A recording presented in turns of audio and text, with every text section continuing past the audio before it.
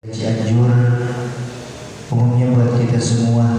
Mungkin kita pun sedang jauh dengan orang tua. Mudah-mudahan Allah berikan kesehatan lahir batinnya. Mudah-mudahan Allah panjangkan yuswa kita agar kita bisa ibadah kepada Allah Subhanahu wa taala. Amin ya Allah ya rabbal alamin.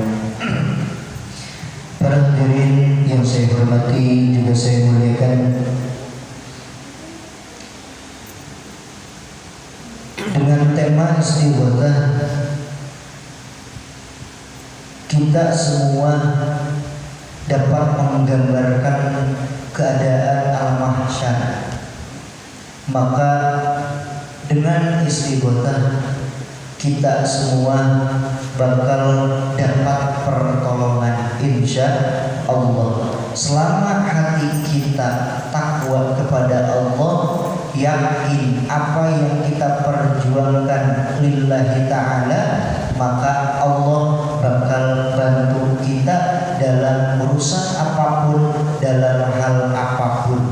Maka tatkala perang Badar, Rasulullah SAW melihat pasukan kaum muslimin hanya sekitar 300 pasukan kurang lebih. Di saat itu Rasulullah SAW melihat pula pasukan kaum kafir Quraisy yang banyaknya sekitar 1000 orang.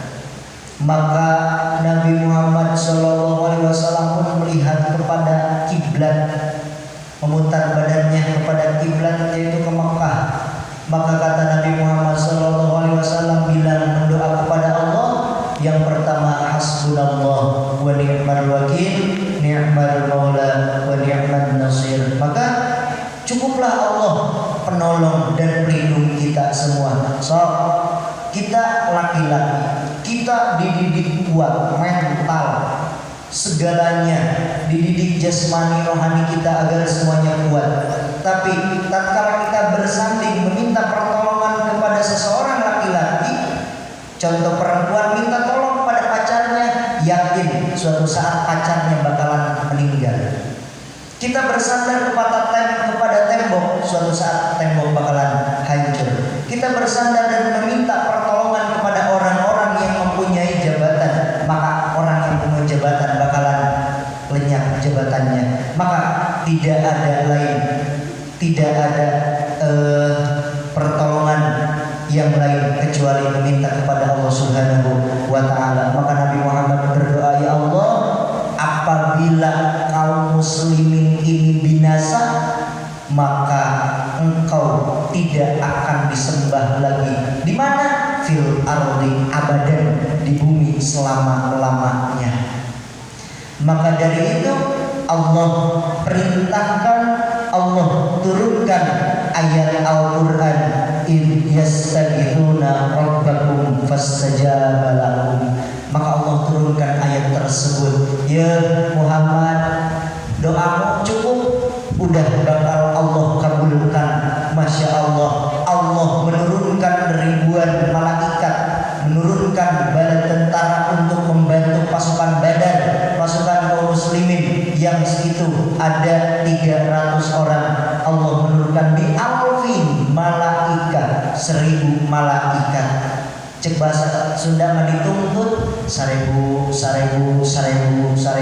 sampai akhirnya perang Badar didapatkan atau dimenangkan oleh kaum muslimin, yaitu pasukan Nabi Muhammad sallallahu alaihi wasallam. Tuh, dengan istighatsah apapun bakal tertolong insya Allah. Lalu yang kedua, ketika kita semua meninggal dunia, hari kiamat tiba, semua tidak akan ada yang tersisa kecuali Allah Subhanahu wa taala. Maka tatkala datang waktu kiamat, Allah berseru, limanil mulku hadza yaum, siapa yang berkuasa saat ini? Kata Allah bilang seperti itu, semua sudah meninggal, semua sudah rata, bumi sudah tidak ada, gunung-gunung semuanya sudah hancur, lautan sudah tidak ada, rata semuanya. yang merajai hari ini? Tidak ada yang menjawab satupun. Maka Allah bilang, la ilaha illa ana, tidak ada Tuhan selain aku. Pantas Allah bilang seperti itu. Ya. Nah, maka dari itu Allah membangunkan pertama makhluknya, yaitu malaikat yang dibangunkan. Setelah malaikat dibangunkan, barulah manusia, barulah Nabi Muhammad, barulah manusia yang dibangunkan. Maka pada hari kiamat Allah membangunkan malaikat. Allah bilang kepada malaikat, Ridwan, come here, sini. Labbaik ya Allah. Ada apa ya Allah? Buka pintu surga. Untuk siapa ya Allah? Untuk orang-orang yang selalu ibadah kepadaku, untuk orang-orang yang selalu bisa sujud kepadaku. Siap ya Allah. Berangkatlah malaikat Ridwan membuka pintu surga. Yang kedua malaikat Malik, sini kau. Siap. 86 ya Allah. Waduh, gagah malaikat Malik menjaga pintu apa? Neraka. Malaikat Malik. Labbaik ya Allah. Ada apa ya Allah? Tolong buka pintu neraka. Untuk siapa pintu neraka tersebut? Untuk orang-orang yang tidak pernah melaksanakan ibadah sama sekali kepadaku. Masya Allah, dibukalah pintu neraka. Lalu kemudian Allah membangunkan malaikat Jibril dan Mikail. Jibril, Mikail, kadir, sini ke sini. Siap ya Allah. Ada apa ya Allah? Bawa kendaraan yang berada di surga, jemput makhluk yang paling mulia, turunlah engkau ke dunia. Malaikat Jibril dan malaikat Mikail turun ke dunia, turun ke muka bumi atas izin Allah, suruh mencari kuburan baginda Nabi Muhammad sallallahu alaihi wasallam. Maka turun malaikat Jibril dan juga Mikail. Begitu turun di tengah jalan, malaikat Jibril dan Mikail kongkok. Tahu kongkok? Ngobrol di jalan seperti kita mau pulang ke asrama, ngobrol gitu. Malaikat Jibril bilang ke malaikat Mikail, di mana kuburan Muhammad teh?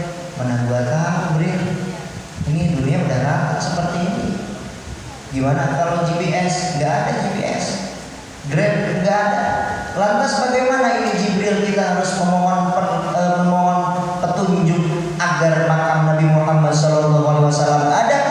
Maka kata malaikat Jibril, sujud ke Allah. Kita minta petunjuk kepada Allah. Sujud malaikat Jibril beserta malaikat Mikail atas izin Allah. Makbar atau kubur Nabi Muhammad SAW diketahui kapangi cek sudah nama kunaku malaikat Jibril sama malaikat Mikail dibangunkan Nabi Muhammad sallallahu alaihi wasallam. Maka tatkala Nabi Muhammad bangun dari kuburnya, pucet soca mata gini, malaikat Nabi Muhammad bangun pucet mata. Kata Nabi Muhammad kepada malaikat Jibril, ayu yaumin hada Jibril, hari apa ini Jibril? Malaikat Jibril menjawab kepada Nabi Muhammad, ya Muhammad, hada ma wa'ada rahman wa sadaqal mursalun. Inilah Muhammad hari di mana yang telah Allah janjikan, di mana Allah ratakan semua muka bumi. Inilah hari kiamat Muhammad. Benar Jibril, ini hari kiamat. Benar Muhammad. Cius Jibril. Kata malaikat Jibril. Kata Nabi Muhammad, Jibril kalau benar ini hari kiamat, aina ummati, di mana umatku? Luar biasa, sosok pemimpin yang sangat mempedulikan terhadap umatnya. Tatkala Nabi Muhammad masih ada di alam dunia, masih hidup di dunia, Nabi Muhammad tidak kurang satu hari satu malam sholat 1000 rakaat taubat. Luar biasa. Kita berapa rakaat sholat taubat? 2 rakaat. Alhamdulillah. Nabi Muhammad orang yang tidak akan pernah terkena oleh api neraka sedikit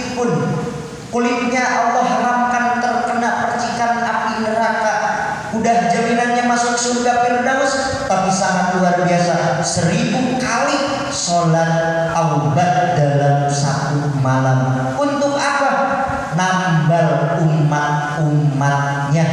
Luar biasa, Nabi Muhammad di dunia masih jadi benteng untuk umatnya. Tatkala mau sakaratul maut, Nabi Muhammad masih minta jaminan untuk umatnya. Datang malaikat Ijrail ke Nabi Muhammad, Ijrail, apa jaminan untuk umatku kalau aku meninggal dunia? Ya Muhammad, Allah bilang kepadaku, jaminan untuk umatmu adalah saya haramkan surga dimasuki oleh umat manapun sebelum umat kamu masuk ke dalam surga. Siapa umat Nabi Muhammad? Kita semua. Alhamdulillah. Maka pada saat itu Nabi Muhammad SAW, di mana umatku, di mana umatku? Malaikat jawab, tuh umat engkau sedang berada di alam mahsyar. Masya Allah, Pak hadirin rahimakumullah. Alam mahsyar itu patamanan yang sangat-sangat panas, luar biasa. Bahkan di dalam alam mahsyar itu ada yang ayam tilelak, sana sorangan nanti lelak bahasa Indonesia tenggelam. Ada yang tenggelam oleh keringetnya sendiri, ada yang sampai lutut, ada yang sampai pusar, ada yang sampai dada, tenggorokan bahkan laput sampai 30 meter. Loh, kenapa seperti itu? Karena panasnya di alam mahsyar, matahari 1 jengkal di atas kepala 7 matahari. Na'udzubillah min dzalik. Kita mudah-mudahan bisa dapat kedinginan, keademan kelak di alam mahsyar. Amin ya Allah ya rabbal alamin. Maka dibilang seperti itu, dijawab seperti itu. Lalu malaikat Jibril dan malaikat Mikail menjemput Nabi Muhammad. Dimasukkanlah Nabi Muhammad ke dalam surga Allah Subhanahu wa ta'ala. Ketika berada di dalam surga, Nabi Muhammad bulang-balik kayak orang yang gak betah, Pak. Allah tegur Nabi Muhammad, Muhammad, kenapa engkau bulang-balik wae? Kunaon bulang-balik wae? Tak betah di surga? Betah ya Allah. Kurang fasilitas surga? Cukup ya Allah. Kurang enak makanan minuman yang ada di surga? Enak banget ya Allah. Lantas kenapa engkau seperti orang yang tidak betah di dalam surga?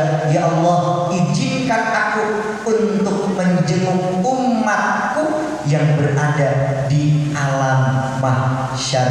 Nabi Muhammad sujud kepada Allah, maka Allah bilang, irfa rasaka Muhammad, angkat kepala Muhammad, apa yang kamu inginkan aku bakal kabulkan. Masya Allah, Nabi Muhammad akhirnya datang ke alam mahsyar.